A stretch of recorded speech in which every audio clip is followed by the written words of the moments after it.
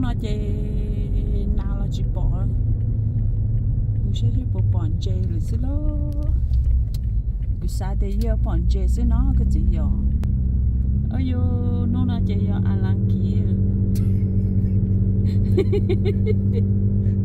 mua đi giờ nào là chỉ muốn là mua con rai là cơ mua xong là xí này thật chỉ có tụi ta tạo sai lần thọ ước muốn chơi nhau với sẵn này hopefully we have some fish stay tuned show you how to chat up tao cho kêu với sẵn này nè bây giờ muốn không phải chọn chơi nên thế ai và thì lúc mà cho ta mà nụ mà chấp lỡ nè ui tôi nhưng rõ rồi là mất cơ kia là mất cơ kia chỉ muốn nụ chơi là yêu khó nó chị ui khá khổ ui lần đã với sẵn lấy nó ô chơi chiều là mất cơ thế à chả nà nhớ xa với sẵn xa thì nó mà trong có cơ ta chỉ mới tuần này hiểu sao nó chỉ tao đua của mình nào lên nữa là tôi chỉ bỏ đất chỉ lẹ nữa tôi là tôi muốn là nó này lẹ nó em chơi trong xe rồi chạm bỏ rồi chạm mất lẹ cái gì ơi còn trong khóa khi của trong thà đang khóa sẽ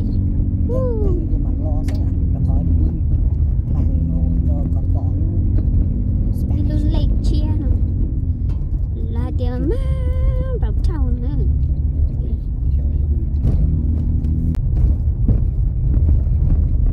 nó bây giờ đây giờ còn mới cho trẻ có sẽ lương người cho tuổi sẽ cái gì tôi đeo nó nói tôi chỉ bỏ vào đây tôi chỉ bỏ từ nào lên này rồi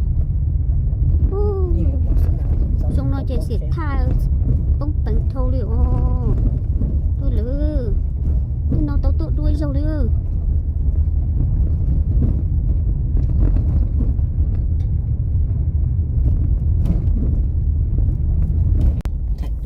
ôi yo đó tụi nó chỉ muốn làm tiêu tên nó tao tự đuôi rồi kia giờ mới nhìn nạn thay plei tí này cứ bố muốn thập hòn là cao cứ mà ấu trẻ cái muốn gặp họ là to chứ cứ mua ấu trẻ một thứ cái mà ấu trẻ có cái bộ đấy sẽ chẳng con tao đã lo kể rồi chứ còn nó cũng thêm mua ấu trẻ cái mà thâu phở cái gì cả thâu phở nó cả thâu chỉ tao thâu thì chạy này cái mà thâu phở nó tao phở đi chứ tao chỉ tao phở chế chỉ tao mà chứ too late lúc nào mà bà sẽ giờ lương người cho tôi mà tôi đây là tài nữa thế tới cho nó tao tốt được kia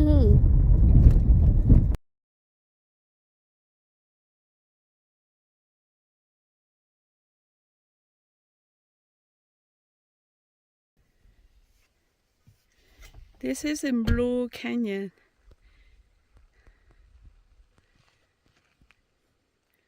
First time I got in here.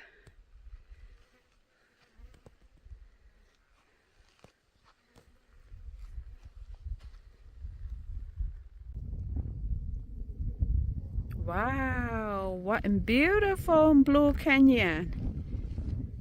Very first time I got here. I never see here before. Never been here before. Wow.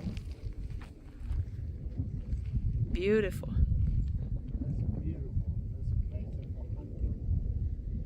Người ta tổ tôn thì chơi tôn nào nó ta chỉ mà cái tổ tôn đua sát nó lại chơi chỉ bao một tôn nào có thể nữa. Ước chơi cơ muốn nún chơi tàu với sòn để muốn chơi này.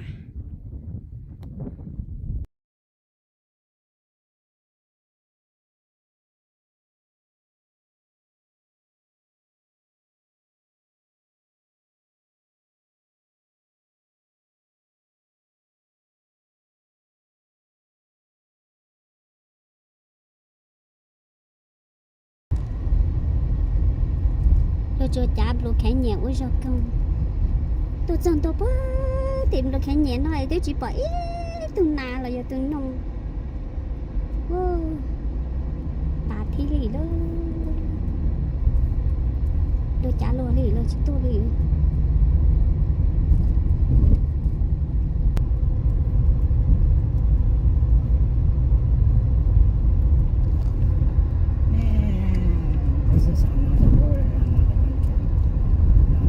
sợ kia tay trong tay hào rồi chỉ mù đó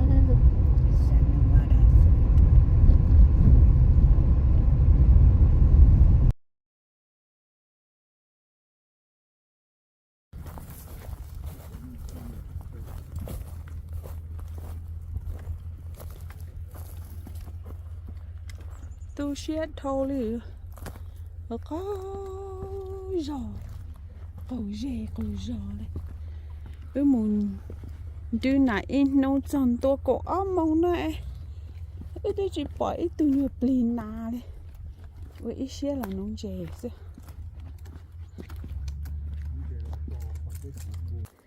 giờ khách đa nó đã xế vợ nè tôi chỉ bỏ chỉ bỏ plau chứ à bỏ lúc này hậu thế này chỉ bỏ lúc chỉ nè chỉ mua chỉ à bỏ luôn có mỏ thế nè wow nhiều giò lúc còn mấy giò hò nói giò hò nó nói để bụng thâu shop ở man chơi thế nữa. The water is very full. I don't know any fish bite.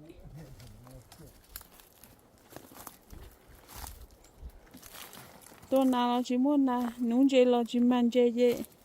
Chơiอยู่ไอ้เชี่ยหมูลงนี่สิลงนี่แต่เนี่ยนานนี่น้องเท่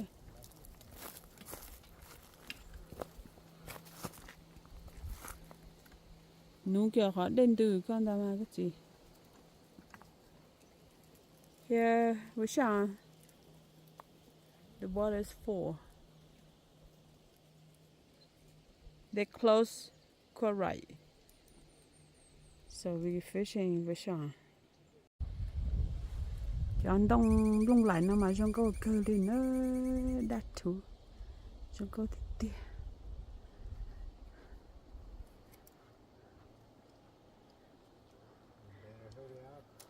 It's a tiag. No, I have all day.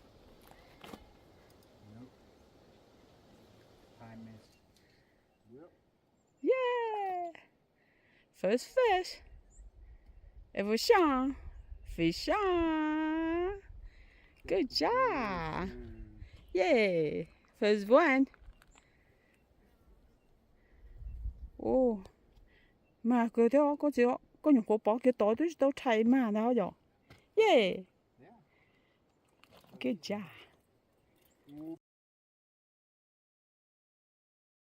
Nó cho nón dày nhá cho Wishon á, yeah, that is October 4th. You are lucky. You got a second one now. That's good, very good. There you go. Lucky.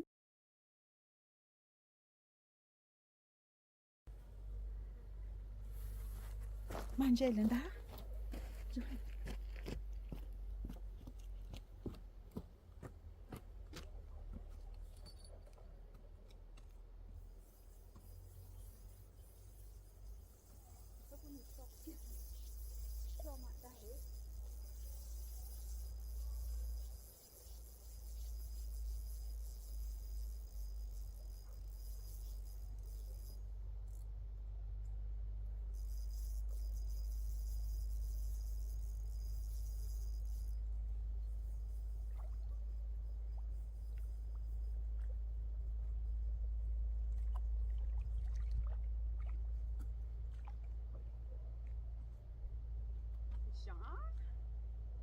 Got a fish.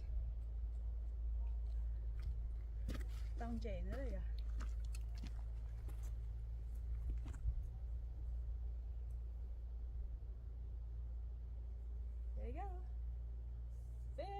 Wishon.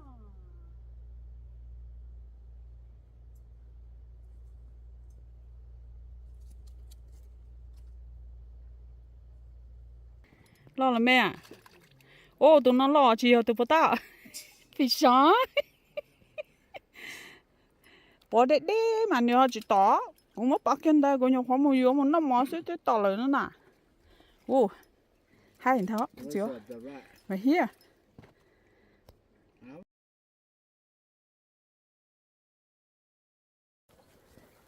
I got a fish. I got a fish. Let's go get my fish, okay?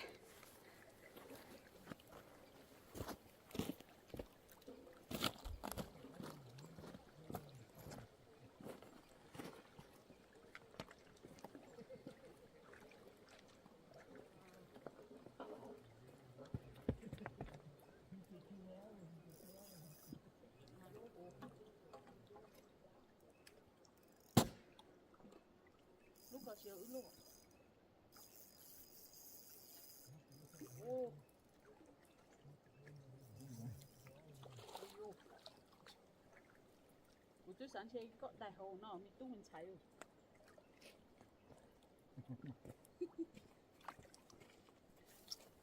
Tôi cho mình uống fish. See? Good size, huh? Yay! I got one. My husband got two. Good size, good size. A Wishon Lake. Okay, kind of catching the fish, and then I will take a look see catch any fish. Okay.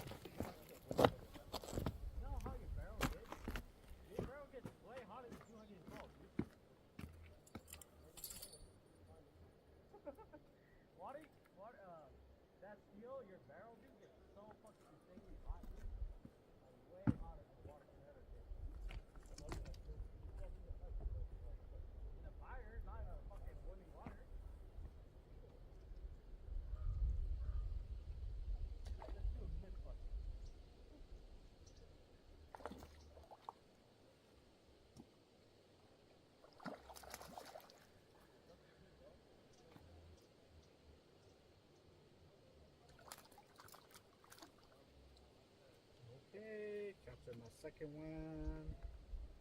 It's a bite slow, but it's better than nothing.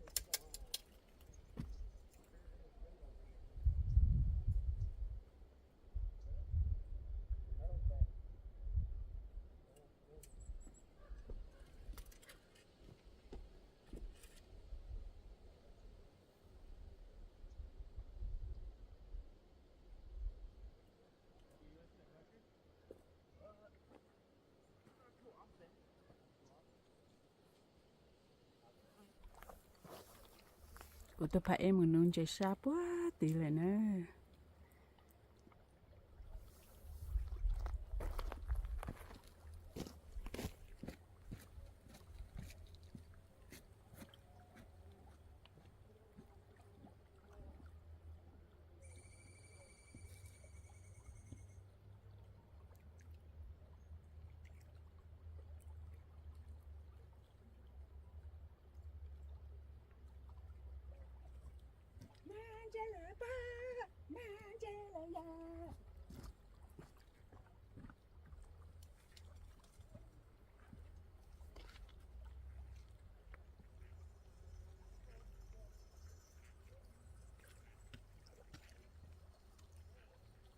I got a fish. Good. See that?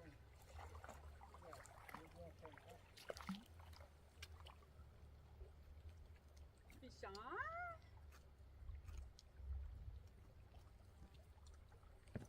Man shaking her Wishon. Lucky me.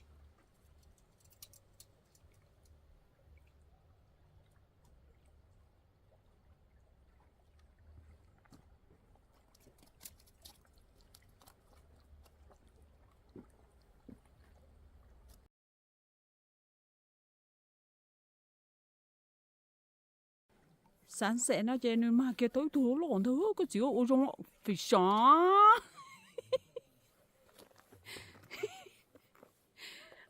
nữ cân cơ nữa nè ủa chà chủ hồ lụi yên thế nào chỉ không hồ lụi yên đi lọ còn họ lùi với mang chén thôi nào thọ có tá là đời xây dọ họ hai đa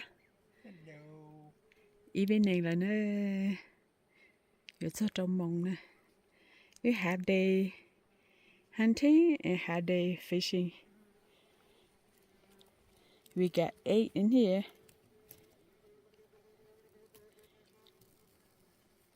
at Wishon Lake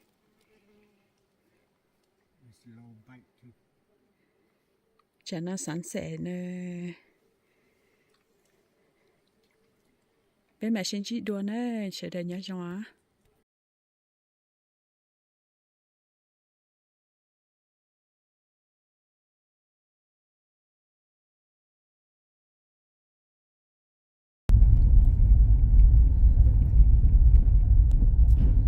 mua fresh nô lại nè bên mà lấy xin chị đua